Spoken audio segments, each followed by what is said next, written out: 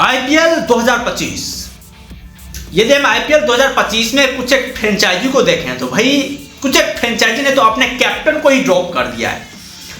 क्या होने वाली इन फ्रेंचाइजी की टेक्निक, क्या होने वाली है इस फ्रेंचाइजी का टेम्परामेंट, क्या होने वाला है इस फ्रेंचाइजी का डिसीजन, ये एक बहुत ही चैलेंजिंग मामला है। यदि हम 4 कैप्टन की बात करें तो सबसे पहला नाम आता है आरसीबी के फैफ डु प्लेसिस का, जिनको कि आरसीबी ने कहा है कि भैया जाइए आपको हम रिलीज कर रहे हैं। दूसरे नंबर पर आ जाते हैं केकेआर के चैंपियन कैप्टन श्रेयस अय्यर। श्रेयस अय्यर को भी केकेआर ने जो जीत के बावजूद, चैंपियन बनाने के बावजूद जो उन्हें टीम से दरकिनार कर दिया। तीसरे नंबर पर आते हैं ऋषभ पंत, जिन्हें कि दिल्ली कैपिटल्स की टीम ने दरकिनार कर दिया। और चौथे नंबर पर आते हैं पंजाब के कैप्टन, आप शिखर धवन को मान लें या फिर सैम कुरैन को मान लें। पहले तो शिखर धवन ही कर रहे थे, बाद में जाकर के शिखर धवन जब बाहर हुए तो फिर सैम कुरैन को कैप्टनशिप की जिम्मेदारी मिली थी।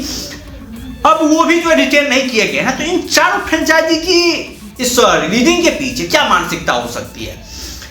देखो भाई, चारों फ्रेंचाइजी की यदि हम बात करें तो सबसे पहले हम केकेआर की बात कर लेते हैं। तो केकेआर में जो श्रेयस अय्यर को ड्रॉप किया गया है, वहां पर तो साफ तौर पर प्रश्न ये आ रहा था कि भाई केकेआर के जो सीईओ है उनका कहना ये था कि हम श्रेयस अय्यर को ड्रॉप नहीं करना चाहते। हमारी तो रिटेल लिस्ट में सबसे पहला नाम श्रेयस अय्यर का ही था, लेकिन श्रेयस अय्यर की कुछ ऐसी डिमांडें थी जो डिमांड हम पूरा नहीं कर पाते, इसीलिए जो है हमने सोचा कि श्रेयस अय्यर को हम ड्रॉप करके किसी दूसरे खिलाड़ी को देख लेते हैं।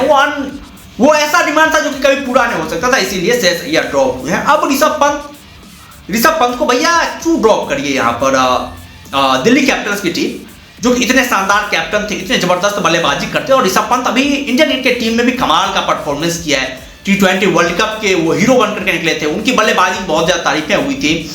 और इस समय टेस्ट क्रिकेट में भी जो उन्होंने मेंटेलिटी दिखाई है, जो परफॉर्मेंस उन्होंने किया है, ऋषभ पंत काफी कमाल के बल्लेबाज है और टेस्ट क्रिकेट में भी वो अपनी बल्लेबाजी की बदौलत माहौल को T20 वाला कर देते हैं। तो ऐसे बल्लेबाज कोई फ्रेंचाइजी क्यों ड्रॉप करना चाहिए?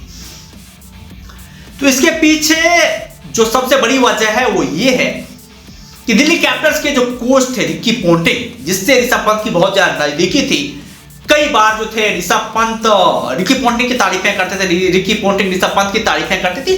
खूब ज्यादा हंसी मजाक, हंसी ठिठोला जो था वो बीच मैदान पर ही चलता रहता था। तो अब रिकी पोंटिंग जो है वो किंग्स इलेवन पंजाब के कोच बन गए हैं।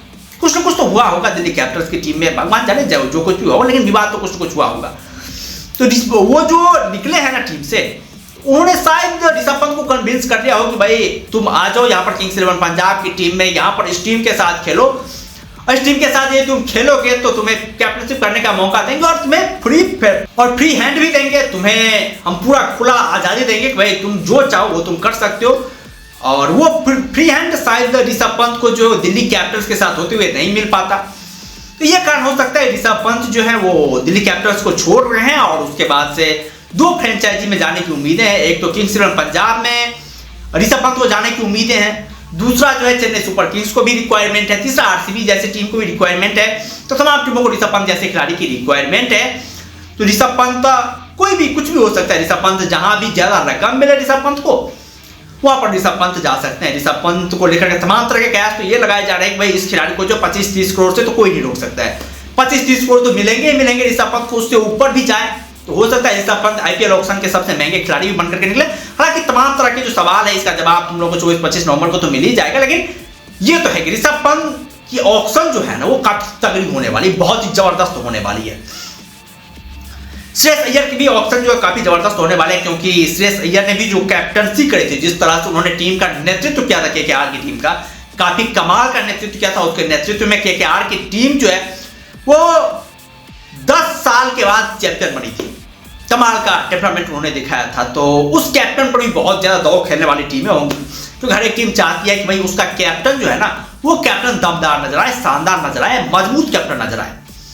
क्योंकि कैप्टन जो होता है ना वो मतलब जिस तरह का कैप्टन होता है उस तरह की मेंटालिटी पूरे टीम के अंदर लाता है। आप लोगों ने सनराइजर्स हैदराबाद के खिलाफ देखा होगा कि भाई वही टीम थी, सेम वही एंडी क्लासन, वही एडम मार्करम, तमाम तरह के वही खिलाड़ी थे, लेकिन पैट कमिंस आए और टीम का माहौल जो है उन्होंने पूरी तरीके से बदल कर रख दिया। जिस तरह से उन्होंने दूसरे खिलाड़ियों में विनिंग मेंटालिटी फिट की ना, जिस तरह से दूसरे खिलाड़ियों ने जी जान लगाया, दमखम लगाया, काफी कमाल का दमखम था।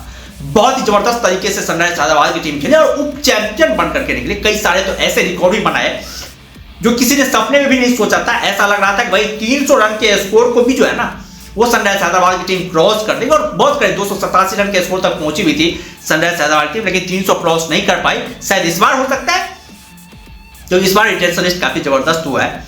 तो ये होता है किसी भी टीम में एक दमदार कैप्टन होने का अर्थ। अब तीसरे नंबर पर आते हैं Faf du Plessis. Faf du Plessis को आरसीबी की टीम ने क्यों हटाया?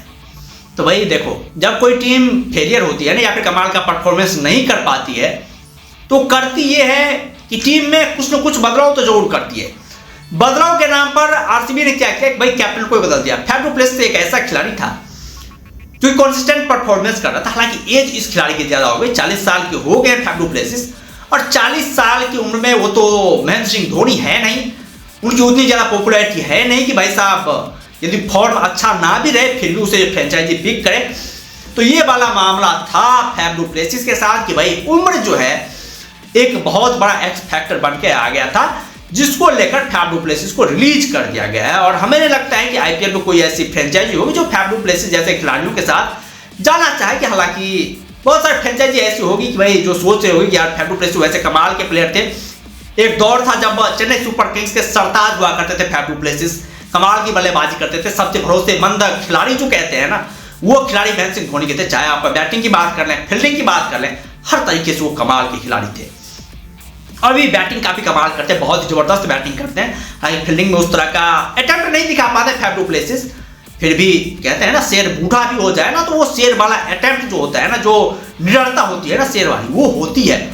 तो उस तरह की काबिलियत है यहाँ पर फैफ डू प्लेसिस में। फैफ डू प्लेसिस जाएंगे किसी फ्रेंचाइजी के साथ, हालांकि हो सकता है वो कैप्टनसी ना करें, ये अलग बात है, लेकिन किसी फ्रेंचाइजी के साथ तो जा ही सकते हैं, इतना तो हम मान ही सकते हैं। अब बात आती है सैम कुरैन के ऊपर कि भैया सैम कुरैन के साथ क्या होने वाला है। सैम कुरैन तो काफी महंगे खिलाड़ी थे, 18.5 करोड़ मिले थे भाई साहब को, और 2022 के ऑक्शन में आईपीएल ऑक्शन के सबसे महंगे खिलाड़ी जो कहते हैं ना, सबसे महंगे खिलाड़ी भी सैम कुरैन बनकर के निकले थे। उससे पहले Sam Curran Chennai super Kings की टीम में खेल रहे थे, तो चेन्नई सुपर किंग्स भी उस ऑक्शन में 2022 का तुम लोग ऑक्शन याद हो तो काफी हद तक जो सैम कुरैन का पीछा किया था, लेकिन चेन्नई सुपर किंग्स 17-18 करोड़ तक गई। उसके बाद से जो है वो चेन्नई सुपर किंग्स हार मान ली। उसके बाद से जो है किंग्स और पंजाब ने सैम कुरैन को अपने टीम में खरीद लिया था। तो अब सैम कुरैन के साथ हो सकता है एक बार फिर से चेन्नई सुपर किंग्स जो है वो सैम कुरैन के साथ है, क्योंकि सैम कुरैन जिस तरह के खिलाड़ी हैं, जिस तरह का वो परफॉर्मेंस करते हैं, जो रिदम है इस खिलाड़ी के पास, खासतौर पर सबसे बड़ी जो काबिलियत है इस खिलाड़ी को वही है कि ऑलराउंडर है। बैटिंग भी कमाल करते हैं, गेंदबाजी भी जबरदस्त करते हैं, फील्डर तो कमाल के हैं, विनिंग मेंटेलिटी है, काफी जबरदस्त खिलाड़ी है। तो इस खिलाड़ी के साथ भी जो है वो चेन्नई सुपर किंग्स की टीम जा सकती है, और 18 करोड़ तो कम से कम इस खिलाड़ी को मिलेंगे। 18 करोड़ से कम तो कोई सोच भी नहीं सकता है कि भाई 18 करोड़ से कम जो है इस खिलाड़ी को मिलते हुए दिखाई देंगे। हालांकि और भी बहुत सारी फ्रेंचाइजी है जो कि सैम कुरैन के पीछे भाग सकती है। उसमें मुंबई इंडियंस का भी नाम आप लोग शामिल कर सकते हैं। मुंबई इंडियंस भी एक ऑलराउंडर की तलाश में, क्योंकि कैमरन ग्रीन जो कि मुंबई इंडियंस के एक फिनिशर भी थे, गेंदबाजी भी कमाल कर लेते थे, बल्लेबाजी भी काफी जबरदस्त करते थे, उसे आरसीबी ने ट्रेड कर लिया। तो इस बार मुंबई इंडियंस की टीम भी जो थी वो राशिद खान के पीछे भागी थी। हालांकि राशिद खान को कन्विंस करने में जो है वो मुंबई इंडियंस की टीम नाकामयाब रही, और राशिद खान को जो है वो गुजरात टाइटंस की टीम ने एक बार फिर से जो है वो कन्विंस कर दिया। तो इस बार उनकी भी जो है वो उम्मीदें होंगी कि भाई साहब एक ऐसे ऑलराउंडर आए 17-18 करोड़ में, जो कि उनकी टीम के लिए गेंदबाजी का भी काम करे, बल्लेबाजी का भी काम करे। तो वो खिलाड़ी सैम कुरैन हो सकते हैं। तो उसके ऊपर मुंबई इंडियंस की टीम जाना चाहेगी, उस टीम को भी रिक्वायरमेंट है। तो ये तमाम तरह की जो है फ्रेंचाइजी वो सैम कुरैन के लिए आगे बढ़कर के आएगी, और सैम कुरैन की हो सकती है इस बार भी जो है वो ऑक्शन में बल्ले बल्ले हो सकता है। अब शिखर धवन की बात कर लेते हैं, क्योंकि शिखर धवन पिछले साल यदि बात करें तो बल्ले के साथ उस तरह का परफॉर्मेंस रहा नहीं। अब गब्बर का जो था उस तरह का खेल जो था ना, एक दौर जो था गब्बर का, वो जब बल्लेबाजी करने के लिए आते थे तो मूंछों पर तौ दे करके जो गेंदबाजों की बगिया बजाते थे ना, वो अब शिखर धवन अब उस टाइप के बल्लेबाज रहे नहीं। बल्लेबाजी करते भी, अर्धशतक बनाते भी है, तो उनका अर्धशतक ऐसा रहता है कि भाई 42 गेंदों पर अर्धशतक बनाते हैं, 43 गेंदों पर अर्धशतक बनाते हैं, कभी कभी 100 का स्ट्राइक रेट भी होता है शिखर धवन का। अब वो रिदम रहा नहीं गब्बर का। तो शिखर धवन का ऑक्शन में किसी भी फ्रेंचाइजी के खरीदना जो है वो काफी ज्यादा मुश्किल लग रहा है शिखर धवन को, क्योंकि शिखर धवन जिस टाइप के बल्लेबाज हैं, अब बहुत ज्यादा परेशानी होने वाली है शिखर धवन जैसे खिलाड़ियों को आईपीएल ऑक्शन में खरीदार ढूंढने में। तो शिखर धवन का हो सकता है ये आईपीएल जो है ना, ये आईपीएल लास्ट आईपीएल भी हो सकता है, शिखर धवन वो से कोई खरीदार ना मिला और वो जो है अनसोल्ड भी जा सकते हैं। तो ये रहे चारों कैप्टन जो थे, जिस चारों कैप्टन को ड्रॉप किया गया था, उन चारों कैप्टन को हटाने के पीछे यही तमाम वजह हो सकती है। और इन कैप्टन को जो है हो सकता है कि ऑप्शन में एकाध एक Faf du Plessis, Shikhar Dhawan जैसे खिलाड़ी को छोड़ दें, तो बाद बाकी जो कैप्टन है उस कैप्टन को अच्छे खासे प्राइस मिल सकते हैं। पिछली बार जो प्राइस मिली थी उस प्राइस से महंगे प्राइस मिल सकते हैं। और हमें लगता है प्राइस मिलने के चक्कर में जो है दो कैप्टन ऋषभ पंत और श्रेयस अय्यर जैसे खिलाड़ी जो है उन्होंने इस तरह की बगावत करी है ताकि भैया उनको जो है जो उनका जो रकम जो उनको फ्रेंचाइजी प्रोवाइड करवा रही थी उससे जो है ज्यादा रकम जो है उन्हें आईपीएल ऑप्शन में मिले। और मेरा तो 100% यकीन है कि भाई ये ऋषभ पंत और श्रेयस अय्यर जो है आईपीएल ऑप्शन 2025 के सबसे महंगे खिलाड़ी जो है ना वो खिलाड़ी बनकर के निकलेंगे।